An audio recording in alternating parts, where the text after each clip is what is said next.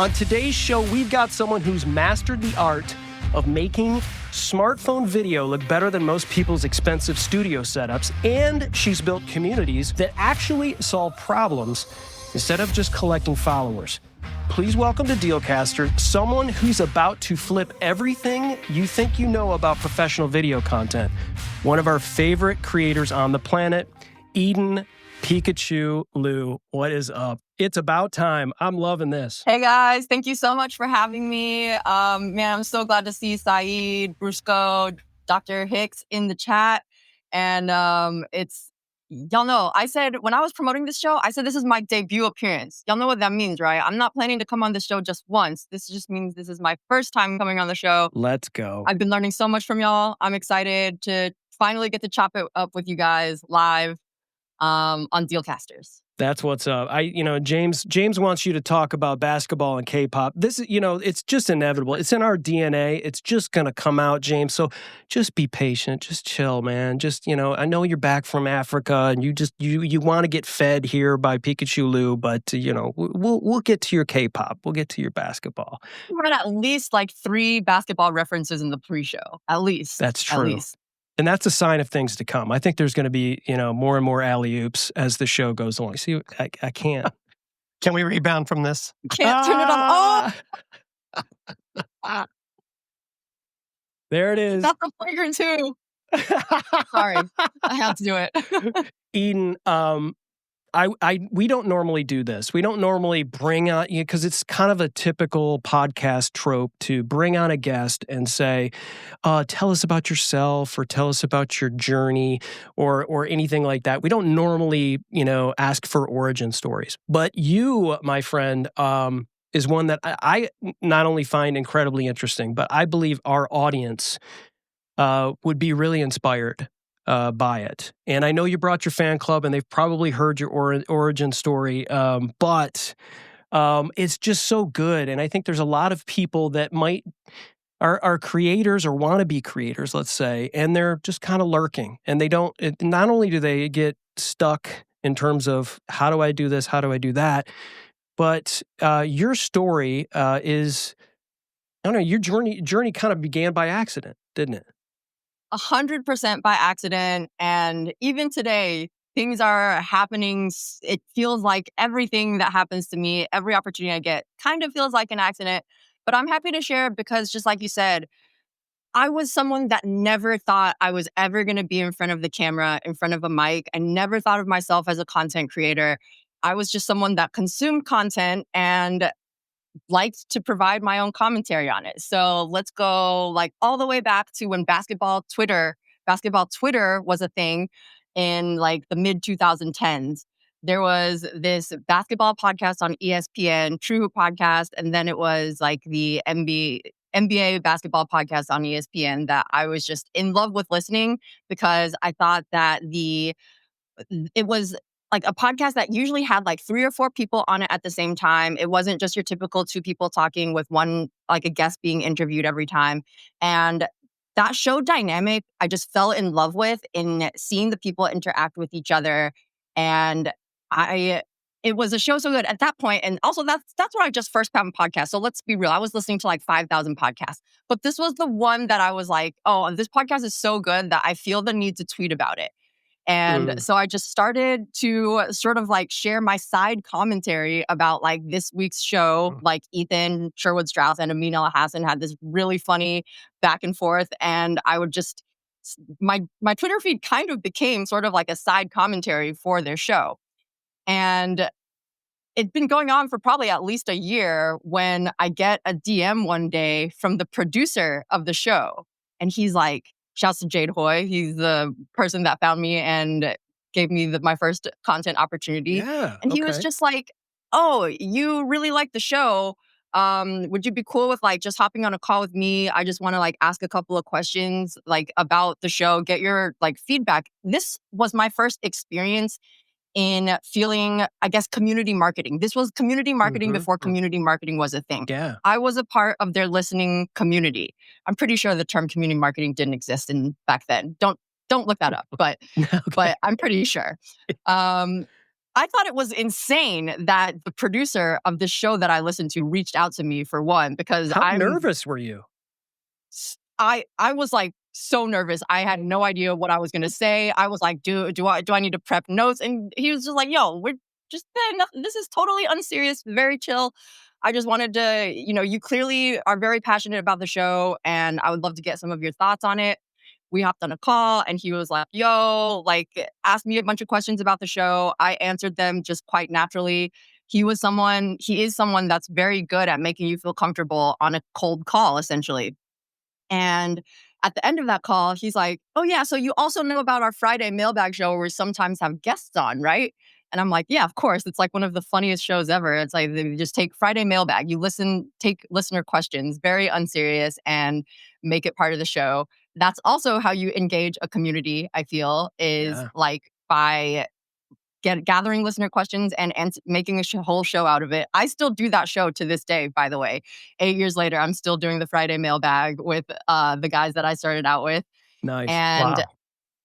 when he asked me to come on the show, I was like, what do you mean by that? Like, and he was like, you know the show, like, come on the show as a guest. And I'm like, I'm not anybody though. I don't, what right do I have to come on this show which at this point was part of ESPN's network of podcasts. Yep. So naturally I way over prepared because I was insanely nervous. Of course I said yes though. Like, I'm not going to say no. Like, who says no to a chance to appear on their favorite show? That's insane.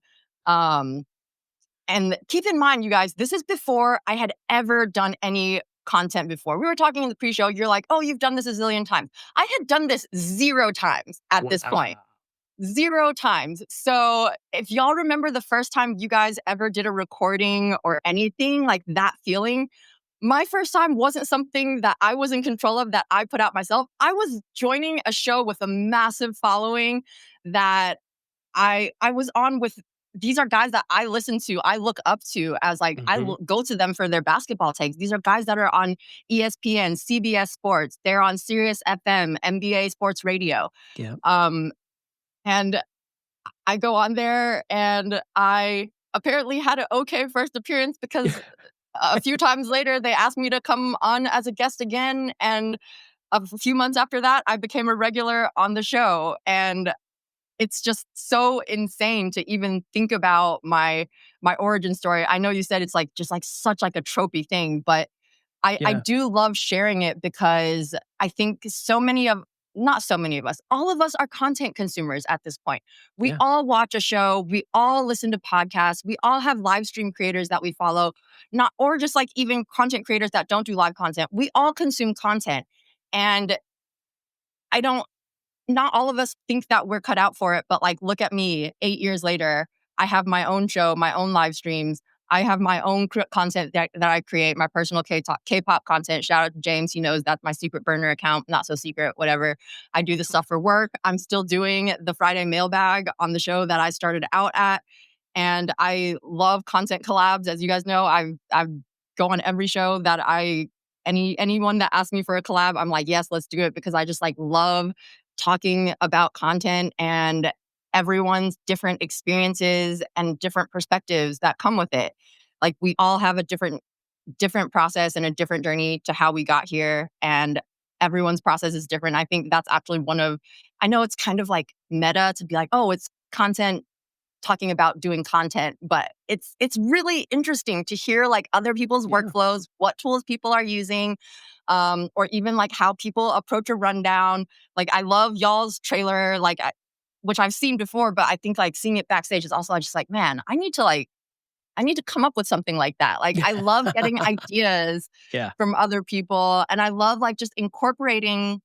I guess in a lot of ways, all of us are amalgamations of all of the content that we consume.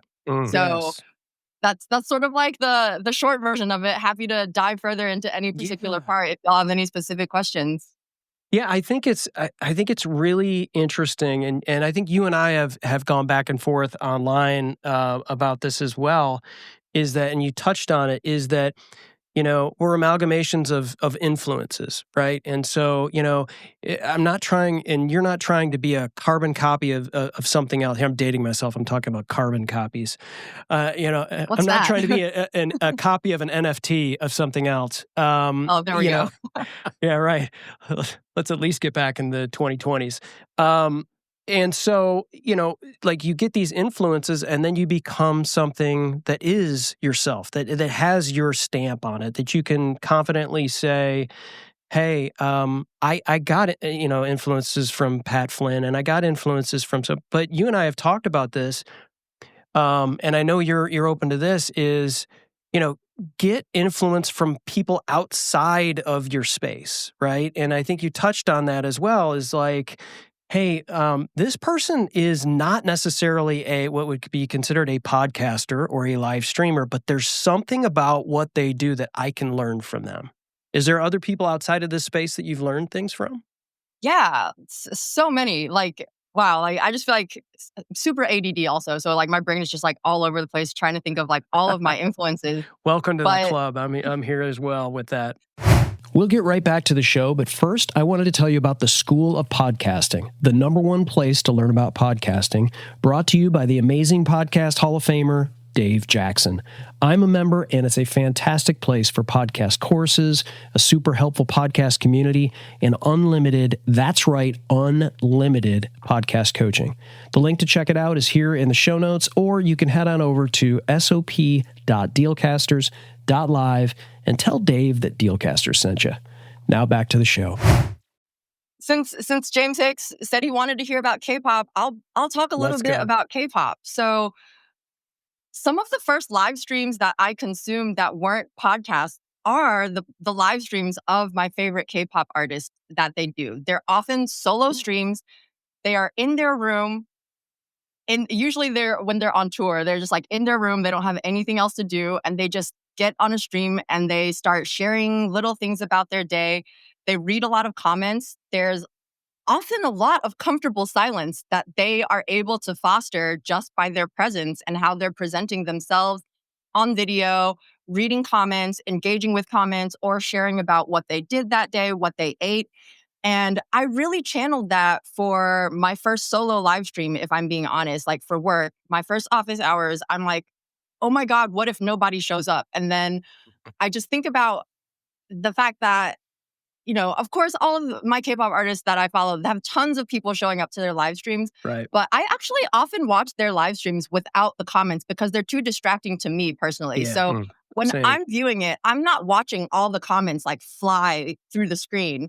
And I just sort of channeled, like, I just remember thinking of like, BTS, RM, or Jungkook or Jimin, like they have like such calming presences on their live streams where they can just slowly read a comment here, talk about what they ate for lunch, or they watched this movie, and Namjoon will share about a book that he read, and it helped me stay grounded in being like, oh, I don't need to fill every moment of silence, because starting my podcast journey with sports radio guys, we did not do silence. Silence was a big no-no. We recorded every podcast. They were edited, but we did not do silence. Like silence was not allowed. Like there was not 1 second of dead air in the first 3 years that I did podcasts with them for, because they're sports radio guys. It's on, when you turn on the radio, you cannot tune to 560 AM FM and have it be silenced, because then someone's going to turn it off.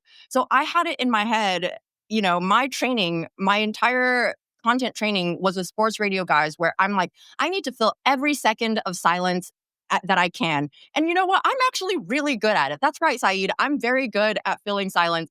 I'm the silence filler at meetings at Reincubate. Everyone knows that if there's silence in a meeting, give it a second and Eden is going to fill it. Because I treat every meeting like it's a live show, if I'm being honest, because it's become part of who I am 8 years later. But sometimes creating separation between my past experiences and this completely basketball, K-pop, how many crossover fans are there? Not that many, I can tell you that. So I would just be like, oh, I don't have to be sports radio right now. I can just be Namjoon in his studio reading a book. and sharing a few takes about it here and there, and occasionally checking in on the comments. Like, the different types of content that I consumed that influenced me really helped me find my own balance in the different types of content that I do. Because I also host shows with people. And I think that my sports radio, I call it my sports radio training, prepared me really well for that, in being able to come up with a reaction for anything that someone said. It's not always a meaningful reaction. I'm not always saying anything. In fact, I'm Really? actually really good at talking for a really long time and maybe not even actually making a point. But because of how it's delivered, it still sounds compelling. Anyway, so I hope that kind of answered the question about me sort of taking my different influences from the different types of content that I create, in helping it shape my own content and what type of vibes that I'm trying to deliver every time I show up. It Yeah. does. So this really to me brings up a good point. Something you just said that I think kind of feeds into what we were talking about with like not being perfect is the fact that when you're doing a live show like we're doing right now, you're not able to script everything. And I think sometimes these people that are wanting to get into content creation are too afraid to just like say what's on your mind, take that first take. How did you kind of overcome that? I guess you could say that fear of like, oh my gosh, what if I don't know what to say? I'm going to be honest, like, and this is not a great response, but it came from a lot of reps. It came from being on a show with 5, 6, sometimes 7 other people. I think at one of our craziest shows, we had up to 9 people on the show at the same time. Um, I have especially in the beginning, had a very reserved personality. I would let everyone else do the talking. And it would almost be hard for me to get a take in. And I learned at some point, if I wanted to get my take in, I had to just jump in and take it, you know? Mm. And if there was a point I really wanted to make, I would jump in and take it. But often I just sat back and watched and listened to what other people said. And those reps of all the shows where maybe I only got in 2 or 3 lines, 2 or 3 sentences, 2 or 3 things that I wanted to say, um, just like being sort of in the back seat for those situations Hmm. taught me a lot in how, like, watching other people, especially these are professionals. These are guys Sure. that do sports radio. They take callers. They have no idea what questions are going to be thrown at them. Like, being on a show with them and also consuming that type of content, like, really helped me um just sort of realize that you have to be prepared for anything. And also, I'm not going to lie, the getting good at not saying anything while saying things is kind of a skill that I jokingly am very proud of, because sometimes people don't even realize that I'm not saying anything, but I got a response. Like, earlier we in the pre-show, we were talking about gotchas. I know we're not going to have any gotchas on the show, but I was like, yo, even if you did have a gotcha for me, you think I Yeah. wouldn't BS my way through it? Because I would. Yeah. Would you say that's in a sense improv? If you Yeah, think about it? definitely improv vibes. I sorry, was I supposed to say yes and? I think yes and or no Yeah. but. What was it? um, no, it really is. It's improv skills, and that's why they're improv classes. Though you go to improv class to Mhm. practice these skills of bouncing off of each other. And one thing I do want to share is something that I learned is that sometimes when a question is thrown at you, it's okay if you don't know how to respond to it. You can take that question as a lead to where you want it to go. You can say, listen, that's a great question, and not even address it and just go on to the point that you want to say. I don't know if that's like good practice for every show you do, but sometimes when you're in a pinch, it's a good sort of like side tactic to get in a good point, even if you feel like you aren't quite ready to respond to that question. And often, by the time I've delivered my side point, I've been able to process that actual question and then be like, oh yeah, but your actual question was this, and now I have a response for it. So it is, in a sense, like Smart. buying time and then b- co- formulating an actual response before actually delivering it. So yeah, improv or like sort of like interview tactics, I guess. It's in the same vein, I guess. Yeah, I think it's smart to do that, and for a couple of reasons. It's the person. Let's just say somebody's in the chat, like Saeed here is talking about talking and chatting at the same time.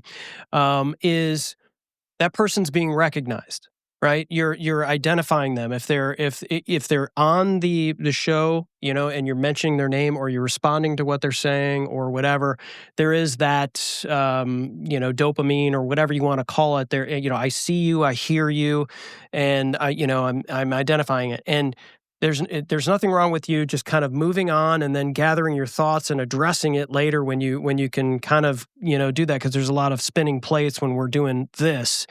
But also, it's being honest. Like, there's been shows where we've done and somebody will ask a question and it's related to a piece of gear or whatever, and we don't really know. And Yeah.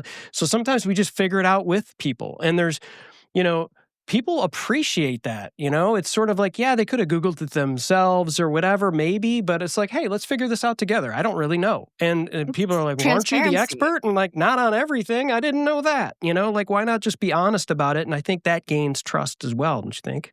It definitely does. I mean, I can share an anecdote from just like a recent live stream that I did, an office hours show, where someone in the chat had asked me about a specific piece of software. And I was like, bro, I've never heard of that piece of software. I'm gonna be perfectly honest with you. I don't know that specific one that you mentioned, but I have taken that note and I'm going to look it up later and try to share something in the next show. And they were like, "Oh, Um, that's really cool that you at least you didn't just ignore my question because you didn't know the answer. You acknowledged it and gave your honest take, which was that you didn't know and that you said you would look into it." And that was they kept commenting. They're like, "Yo, thank you for not ignoring me, for one, and thank you right, for just saying you'll have to get back to it later." Like, I think that's sort of the underrated part, which I really loved. Like, the show concept that you guys wanted to do was about, it doesn't have to be perfect. Like, right. you're not going to know the answer to every single question, especially us in tech. Like, when I'm hosting office hours, I know it's a dice roll.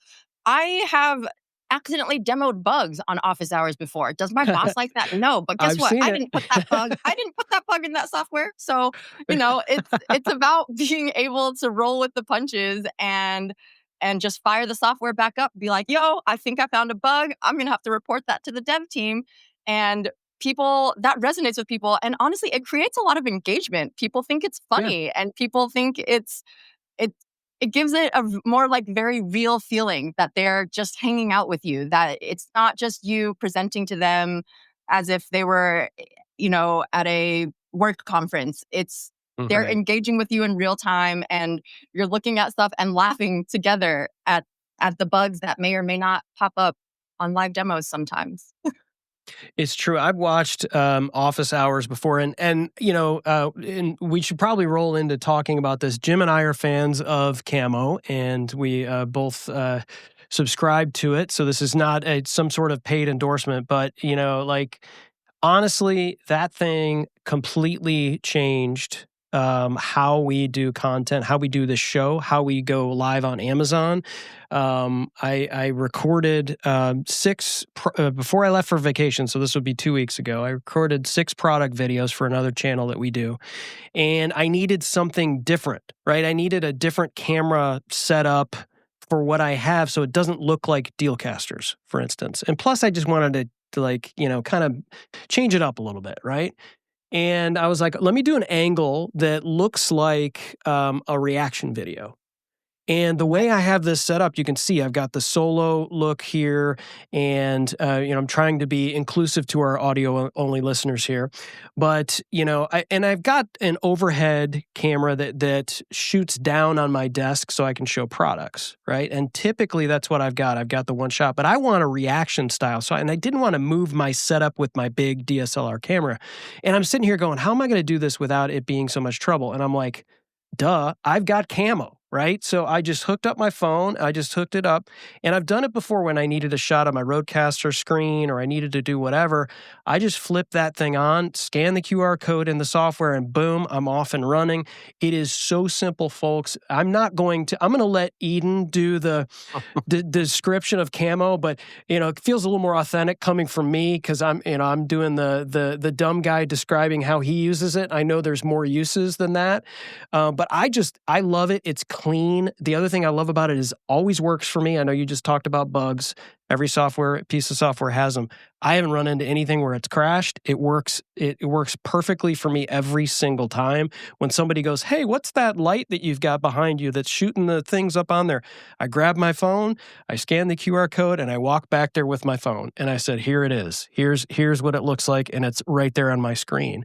And it's the concept is pretty, sort of simple, right? But look. For those of you who are listening on audio, she's just like, "Can we record this for a testimonial?" But Eden, tell our listeners and our viewers what makes camo special. No, I'm definitely clipping all of that to repurpose You later should. because you really did do a great job of explaining some of the great use cases for it. Camo helps you get amazing video from any camera you can connect to your computer. But as Chris was mentioning, with the phone is actually where I feel like a lot of the magic happens. The ability to go wireless is just opens up so many possibilities. Like, I'm not going to do it right now, but if I wanted to show you guys the insane nest of wires underneath my desk, I could do that wirelessly. But I can't do that with my a DSLR setup where everything has to be perfectly mounted. It's heavy. It's difficult to get leveled perfectly every time. But when it's a camera, there's so many different phone mounts on Amazon these days that you can really find the perfect one for your setup. Camo has a zillion image adjustments to help you get your color and your lighting dialed exactly in the way you want. We have easy overlays for you to add text, shapes, and images. We have our spotlight feature. So we have some really cool features, especially like our portrait, our segmentation features we call our enhancement features, where it's like our portrait mode gives you like that nice bokeh background blur that you can really usually only get with a DSLR camera setup. Not everyone has a DSLR camera or wants to deal with one because when I upgraded to a DSLR, I'm not gonna lie, I cried for weeks because of the settings, just trying to figure them out. And why am I always out of focus? I have on autofocus, but I'm still always out of focus. The learning curve is pretty high for a lot of the nicer cameras, and I really love to tell people that like so many people wait on the tech to be perfect for the perfect video setup, the perfect camera, that super expensive looking camera setup that has a huge learning curve before they actually start doing content. But honestly, you can start with what you have, and Camo will help you look a lot better with anything that you already have. So that's really the elevator pitch. And Chris, like, I really love that you mentioned some of your use cases for it, because a lot of people that are like, "Oh, well, I already have a really nice camera setup. Why would I use Camo?" And I'm like, "Okay, well, have you heard of like a secondary shot or a tertiary shot?" Like, we all would love another camera angle, especially one that's easy to set up.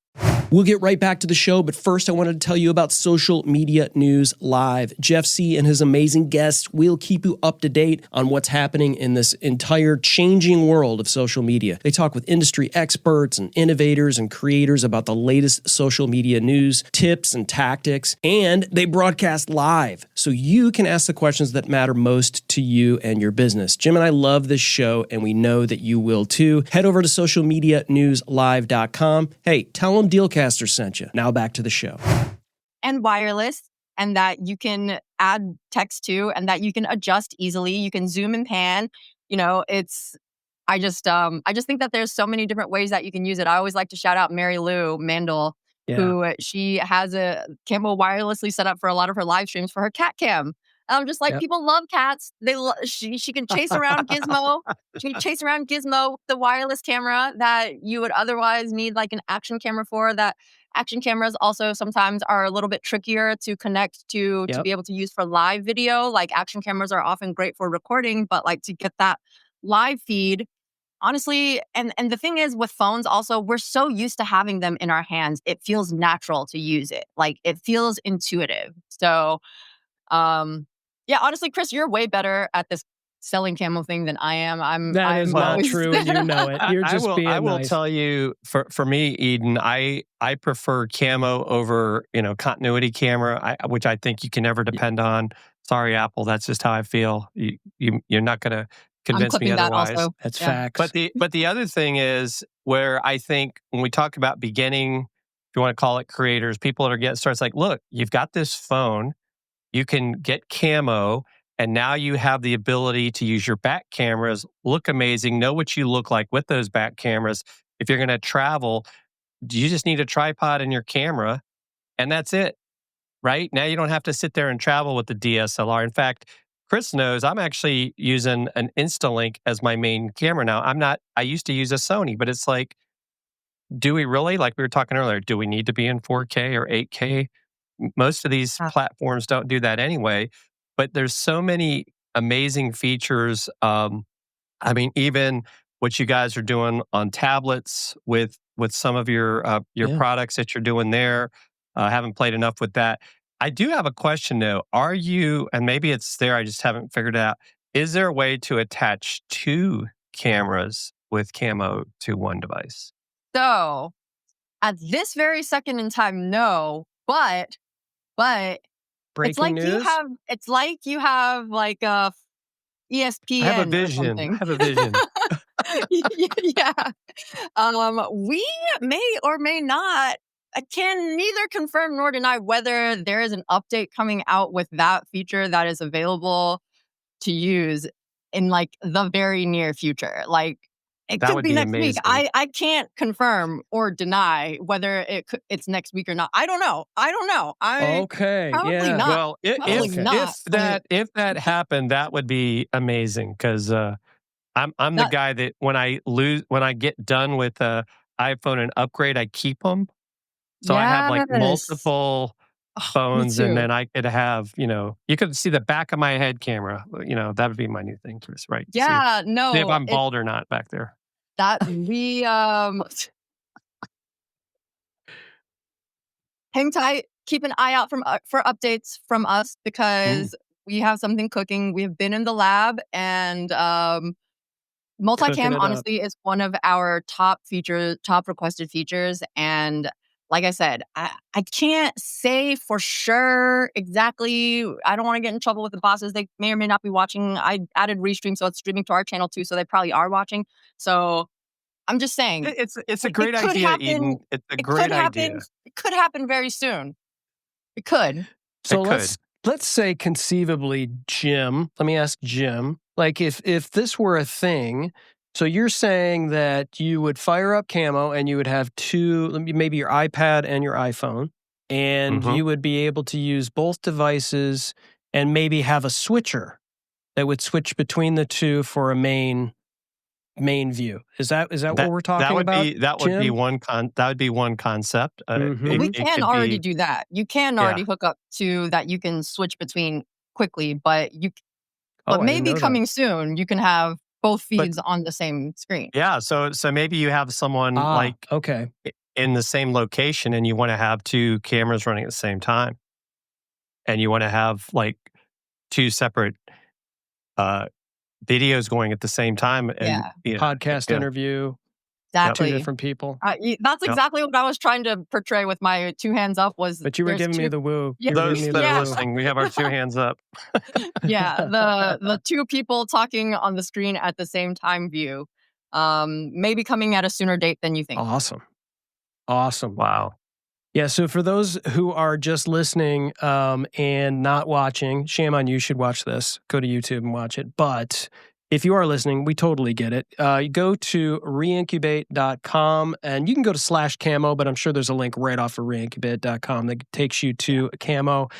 And this thing is an amazing piece of software. Definitely check it out. And then what you should do is go to the office hours hosted by PikachuLiu /EdenLiu and check out what we're talking about. Because you touched on this and kind of breezed by a little bit, Eden, but I wanted to talk a little bit about office hours because this is like as many pieces of software as Jim and I use, they have office hours, but yours is much different. There is a community around it. There's communities in these other places, but this one is different in the best of ways. Talk about how you've cultivated that, and how maybe that's affected maybe, open tickets for people contacting stuff and, I just want to roll that over to you and to talk about office hours and how beneficial that's been. Sure. Thank you so much for your kind words also. Like I do pop in on I like to check out other office hours to see how they are run as well. And I even though I never thought I was going to be a content creator, clearly I'm a bit of a showman at heart because I do take pride in my office hours show. I call it a show. It's not just office It is a hours. show, yeah. Um, it's a slow build, if I'm going to be honest. Like Mhm. office hours took time to find a community. The first couple of shows, it's different people popping in. I was doing the show at different times to start out with, and until I sort of like found one and stuck to it and was consistent about showing up Thursdays at 2 p.m., once a month at the very least, sometimes more. That's when I really started to find that I would get the same people showing up. And even sometimes people that missed the show be like, comment later, oh, I missed this show. I can't believe I was out buying groceries or something. Or just I didn't see the notification, but I'll be there next time. And it just makes me feel like I'm doing something right. But I will say, when it comes to cultivating community, a lot of it is really building trust slowly. Like, I would hope that nobody trusts too easily in 2025. Like you have to kind of like you have to earn people's trust. And in this day and age, you have to earn people's time. Like there's so many content options out there. Why would they choose to watch me instead of watching anything else available? Hopefully because I'm offering value in helping them get the most out of a software that they already have and are using. I love to demo like tips and tricks, things that you maybe haven't thought of, like things in the iPad app, setting up different scenes to show people how I use it or how we think that we would like for them to try to use it if they haven't thought of it before. And we listen to feedback. That's one of the main reasons that we do it, is to have direct contact with our audience and our community, offer a space for them to ask questions directly. It's a demo and a Q&A. The Q&A is actually the main part. I really just demo stuff while I wait for questions to roll in. And anytime I get a question, I'm always happy to answer it. I don't always have the answer immediately, like I mentioned before, but I always try to make people feel like their concerns are heard, that their Mhm. feedback is heard. And I've found that that is what keeps people coming back. Like even I was kind of surprised that when I first started to get the same people showing up time and time again, that it really sort of hit that I'm like, oh, it did start out as maybe they just had a question, but then they ended up hanging out and realized that they just like the vibes and that they want to come back and hang out and learn more.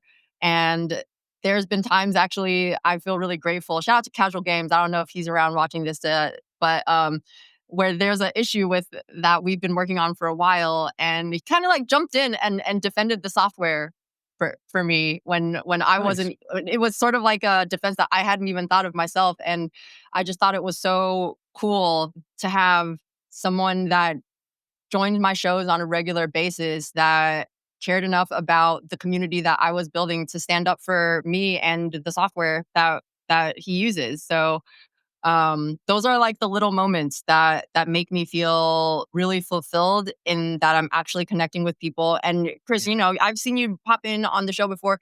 I'm Mhm. not doing a polished show. I'm not doing a talking points.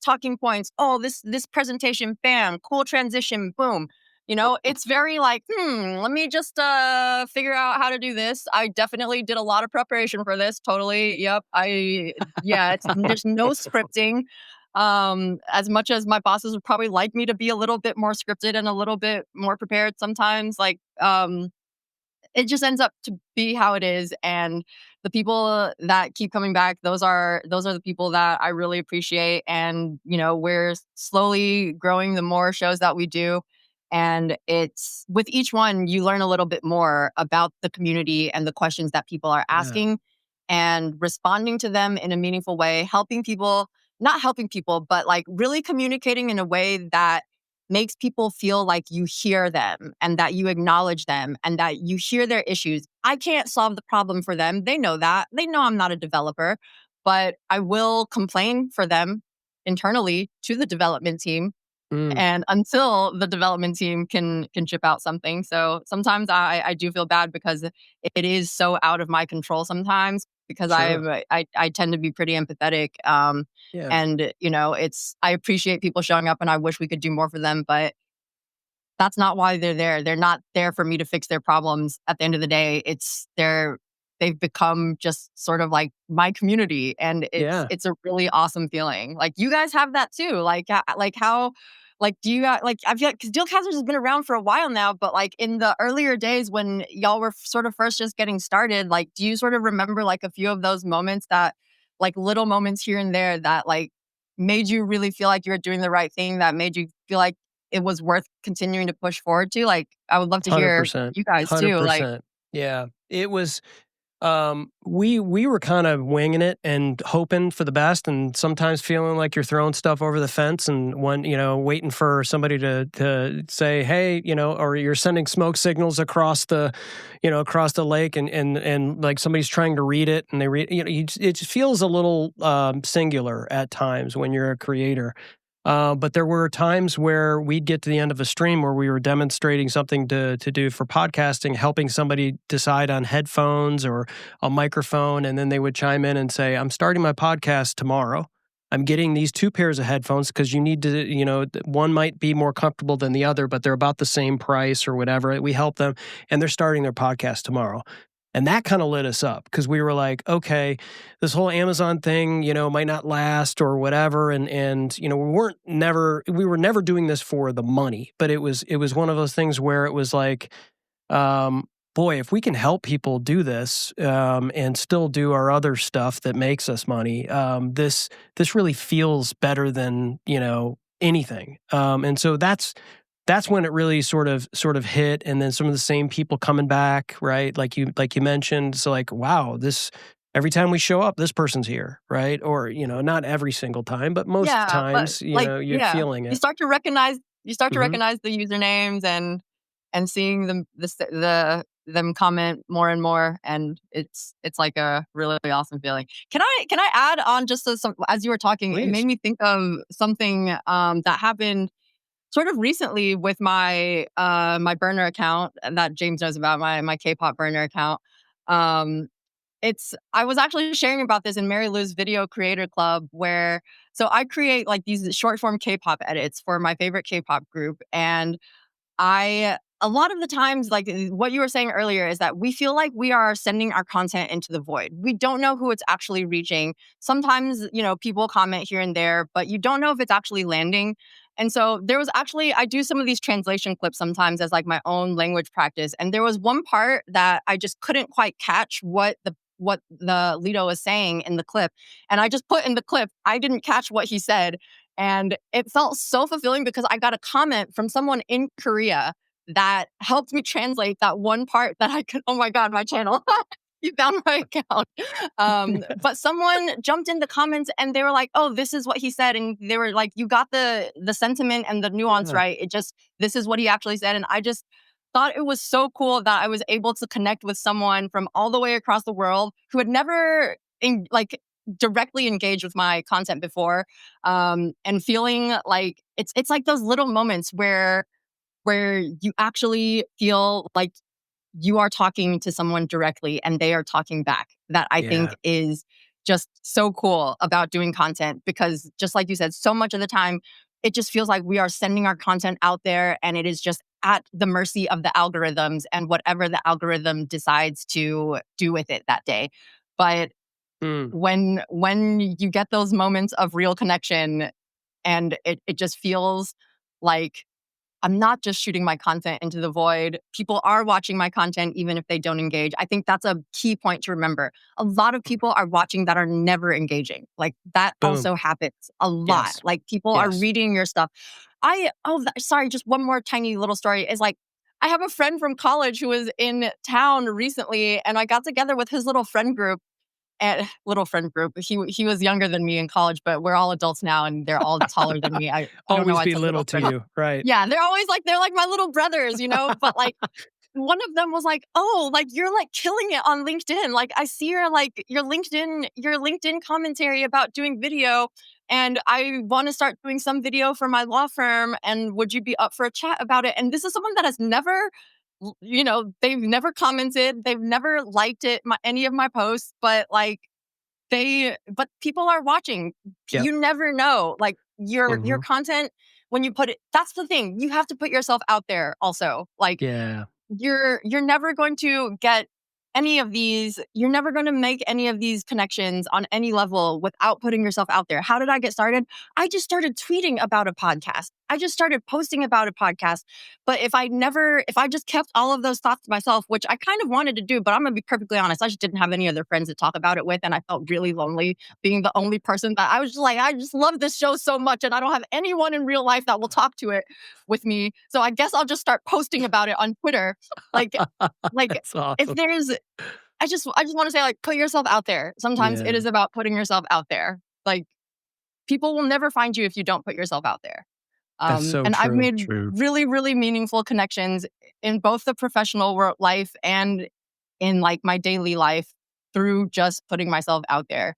Yeah, I think a lot of people, creators included, think their world is just so small, and the potential, I should say, is just so small. And it's not. When you go and do this, what we're doing, man, you are in 150 countries and like on all of these huge. And if your first show is not going to be great.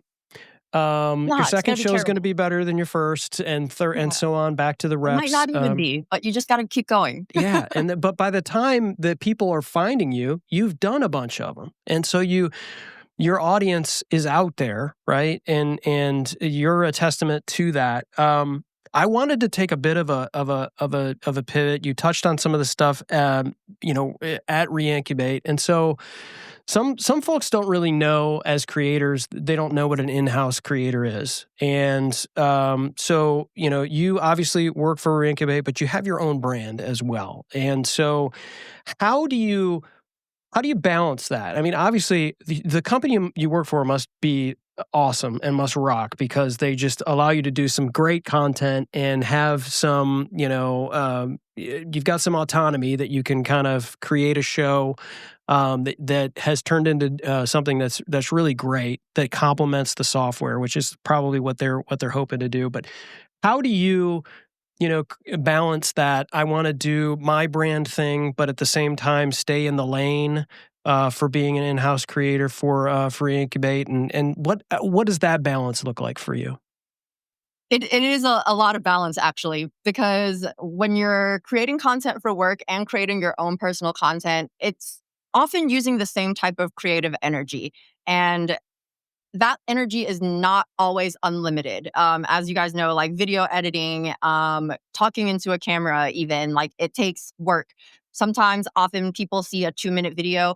I'm going to tell you, usually 2 hours went into that 2-minute video. Mm-hmm. And it's like a lot of, it does require a lot of balance. And I am blessed that work gives me a lot of autonomy to have creative freedom with the work content. But there is a part of my work content that I don't have that much creative freedom on, which I'm actually okay with, because, like, for example, my update videos, like my live streams are almost exclusively my own. Like, I get very little notes about that. My update videos, I get a lot of notes sometimes. And so it can be interesting to balance that energy sometimes being used to having this creative freedom, but knowing that sometimes I don't always have that creative freedom and having to balance that. Being an in-house creator is not easy. I'm going to be perfectly honest. Yeah. Like, it requires a lot of understanding and open communication with the people that you are creating content with and for.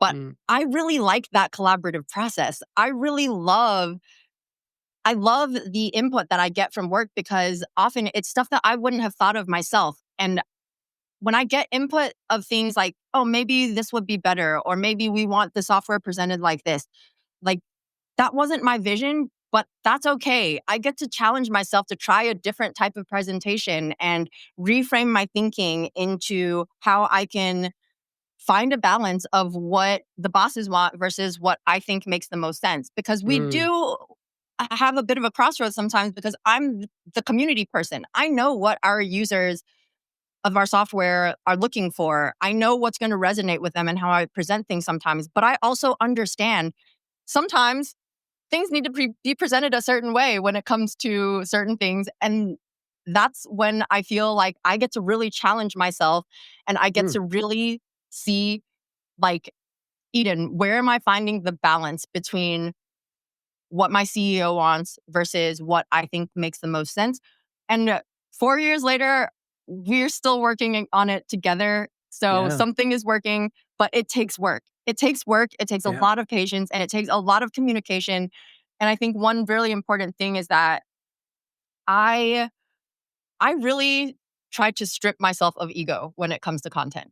Mm. And I think that that is not very easy for a lot of people to do, especially when you feel like the content is yours. But I often think of myself as, if the content's not about me, I'm the conduit for the content about the software. Even my Mm. K-pop content, it's Yeah. not about me. The channel's not about me. This channel is about the K-pop group that I stand, One Us. They're the best.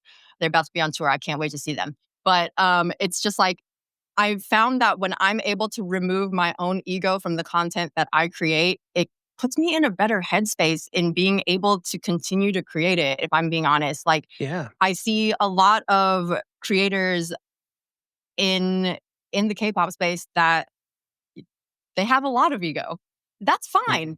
That's fine if that works for them. But at the same time, I think that that comes through in the content sometimes. And I, Mm. in a lot of ways, just sometimes feel like it's not it's not about me, and it shouldn't be about Yeah. you either. But if that's how someone else wants to approach it, I'm not confrontational, and it's just I'm not going to follow that content.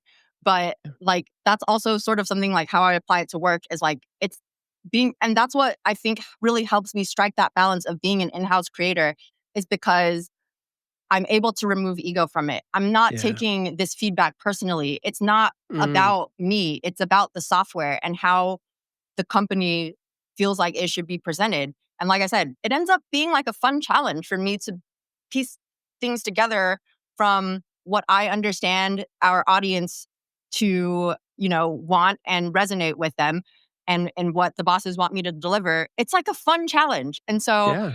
it's but there is a lot of balance involved. Like, I think Sure. people think that being an in-house creator, I'm not saying anyone thinks it's easy per se, but I think it's sort of a glamorized position. And Mm. Mm. there's just a lot that goes on behind the scenes that most people, you just don't know until you're in it. And honestly, every situation is going to be different. So I'm speaking about my experience at a company that I really enjoy working for, and I feel like we work really well together in our communication, in our ability to try to understand each other.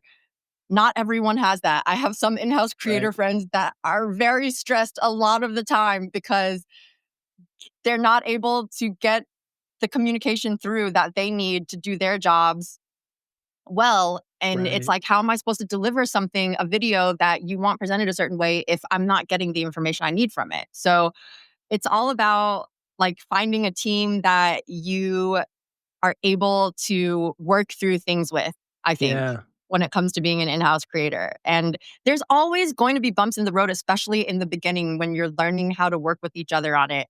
But I've had a lot of fun with it. And I think also approaching things with a growth mindset is also really important, is that I think of every challenge as a bump in the road, as an opportunity to challenge myself Yeah. and to grow, and to, That's like, awesome. I've had moments oh God, I remember one of our first few updates, like, my boss was just like, this shot is not working. And I was like, well, I don't know what you want. And I just really had to think outside the box. I maybe cried a little, because I thought I couldn't come up with anything that would actually deliver, but we always got there in the end. Yeah. So it's, you got to try, you got to be open to trying different Yeah. things. And if you can remove ego from it, I think that that's a big piece of advice that I would like to share with anyone that does content, is thinking about your community and your audience more than making it about yourself. And that's Mm. not targeted at anyone. I I feel get those targeted right now, vibes. Eden. I feel so That's targeted. not No, I No, I think it's incredible advice. I think it works on many different levels, but on this, I think when you get in the space of creating, and then you have somebody else that's kind of calling the shots or paying you. I always tell this to Jim whenever we're talking to brands or to anyone else that's offering money to what we do. It changes everything. It Oh, yeah. absolutely changes everything. And so, if you think that you can continue to do everything that you want to do 100% of the time, think you have to have this mindset, which I think is great. It's like, well, what if their suggestions are something that can make me better? Right? Yeah. What if I look at it as a challenge, like you're talking about, and what if this can?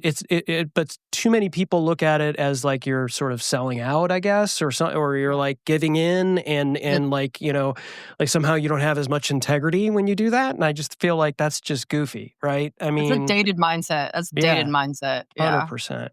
Well, I didn't want to let you go before we started. We talked a little bit about a little bit more about content creation and the space in general and what it looks like and what it sounds like. And I swear I'm not going to talk about AI.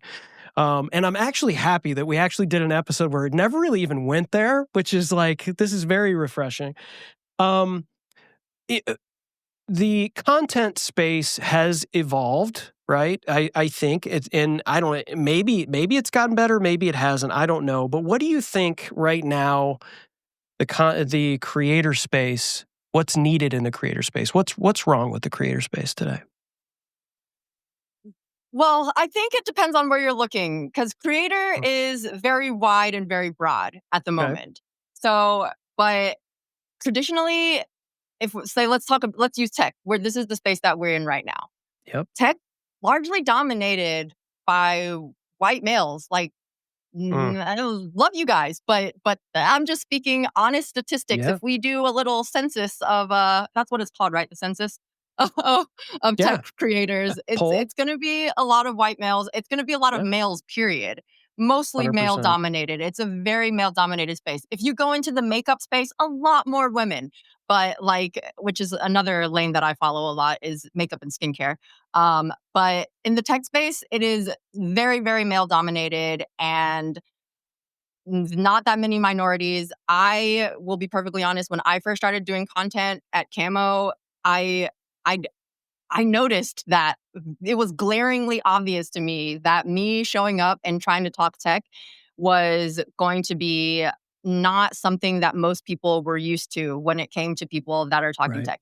That Right. has changed a lot in the last 4 years. I will say that I have seen way more women talking content and way more women minority. Shouts to like Tanya, she's awesome. Tanya Smith, Mary Yeah. Lou, there's way more women talking about tech and way more representation overall, but it's really been in the last 4 or 5 years, I feel, where you really are starting to notice consciously, like YouTube algorithm, for example.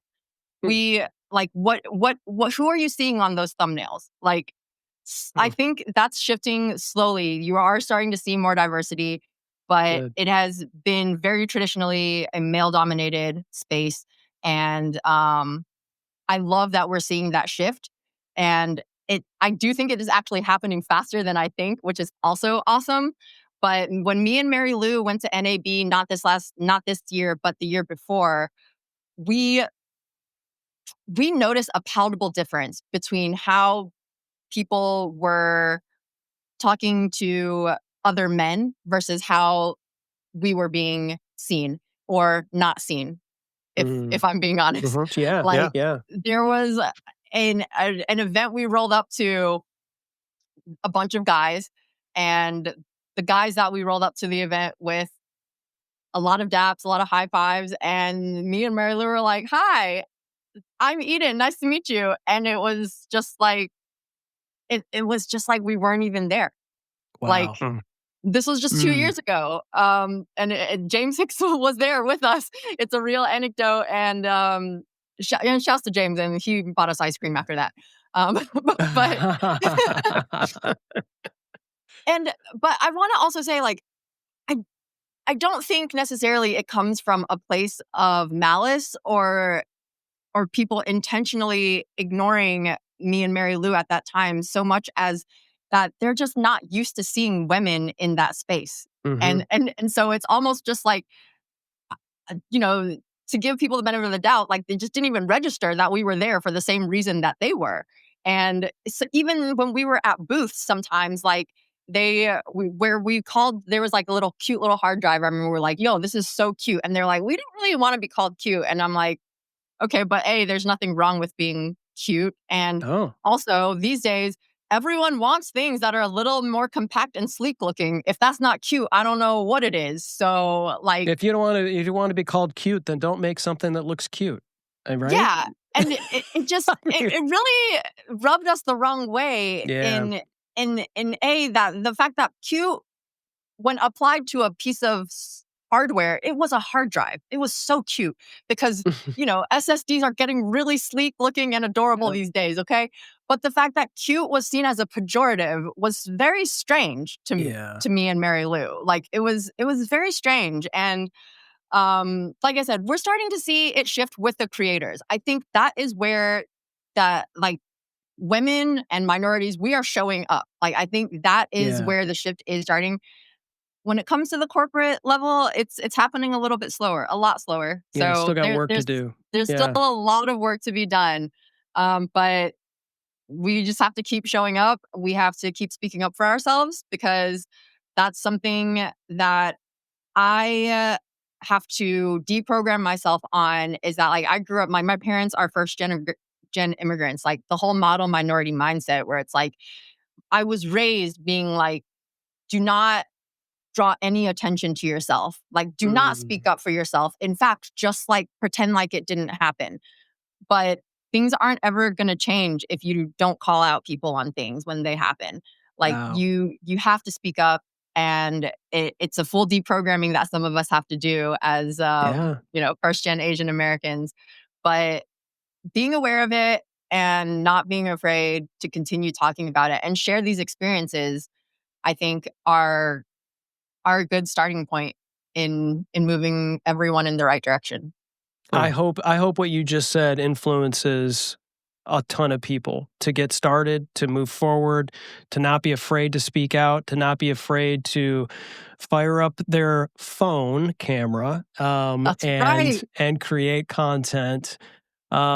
That's awesome. I know we just you know we could go on for another hour, clearly. So if you do come back, if you feel like, I hope we made you feel welcome. And we did talk about, didn't we talk about you at one point coming in and doing kind of a sports, like a first take power rank? Right.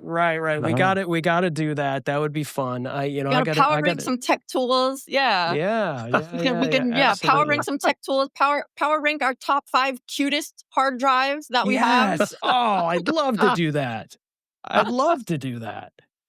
I do have one last question though, Eden, before we Yeah, sure. wrap this up. What does the future hold for Eden Liu? What a loaded question, Jim. First of all, that's just why don't you just like you just like inbounded the ball like straight at my chest, and I just like wasn't ready for it. Clearly, to bring it back to basketball, I was like, I might have just stepped out of bounds for a second there. Wow. Um, but what's next? I can tell you that I'm gonna continue creating content. That's definitely in the cards. Um, I I want to continue growing. I have a lot more to learn when it comes to doing video. I believe in reps. You guys know this. I love doing reps. I don't feel like I'm doing enough reps sometimes. I have more just different like editing styles I want to try for my K-pop channel. Shouts to Mary Lou. She's been a huge inspiration in pushing me to grow my personal channel. And I've been like trying out way more different editing styles than when I first started. That's been really fun. And I hope to bring some of that editing over to the work stuff. I want to do more shorts.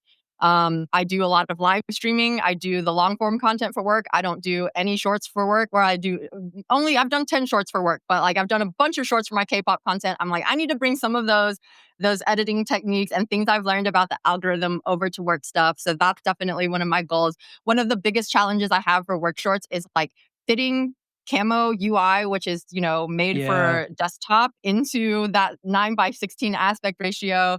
So I'm going to figure that out. That's what's next for me, Jim. So hopefully I picked up that ball and was able to pass it back to you in a way where it didn't just was a dead ball. Yeah. Yeah. No, that was good. That was good. You slammed it. Ladies I thought we weren't going to have any gotchas. That was a bit of a gotcha, wasn't it? Was that a gotcha? That was loaded. No, that it's was not. loaded. It was fun. Like I said, I told y'all I was going to be ready for anything. I've been doing this. You're awesome. This has been awesome. You can connect with Eden over on LinkedIn. We want to make sure that we mention that. So that's where you're going to get a little more responsiveness, I think, right? On LinkedIn. But don't forget to go to reincubate.com/camo. Check out that software. It's awesome. We've been subscribers for years. Love that software. And then the office hours for Eden is at the Reincubate YouTube channel, which is at Reincubate. Can I say that 5 times fast? All the way to the end of the show, and I can't even pronounce it. You just got back from vacation. Yes, my mind is still on a horse in the Montana mountains. Yo, I also have one thing I gotta say. Yo, I don't know, Jim, if you remember, but I remember the first time I met you at Social Media Marketing World. You basically came up to me and you were like, "I use camo," and I was like, and here we are, 4 years later, right. And we're still using making my debut. Yes, that's right. Thank you guys. You guys are awesome. Thank you guys for, I know. That's another one of my goals, is to fire up my game streams again. Sorry. Oh, I can't believe I forgot about my game streaming. Yeah. Ace Attorney is I do a little bit of Twitch streaming. I did for a while, me and my work bestie, but that's got to come back. I know, Anthony. Thank you for reminding me. It is coming back. Saeed was here, man. You want to talk about super fans? Saeed shout said, to Saeed. He's the best, man. The facilitator. Awesome. All right, everybody. Perfect equals boring. EdenLiu, make sure you check out PikachuLiu and Reincubate Camo. And as always, don't fear the gear. Thanks for listening to Dealcasters. Congratulations. You've taken another step forward in your content creation journey. Please don't forget to hit the subscribe or follow button here in your favorite podcast player so you can be reminded every time we drop an episode. We love hearing from our listeners and viewers. And if you're wanting to watch our shows live on Amazon, feel free to follow Dealcasters Live as well at dealcasters.live. Follow us on Twitter or subscribe to our YouTube channel, where we also included added content that you cannot find anywhere else. If you have questions about this episode or have something you want us to review, you can also email us at dealcasters@dealcasters.live. Thanks again for listening, and you know the deal. Don't fear the gear.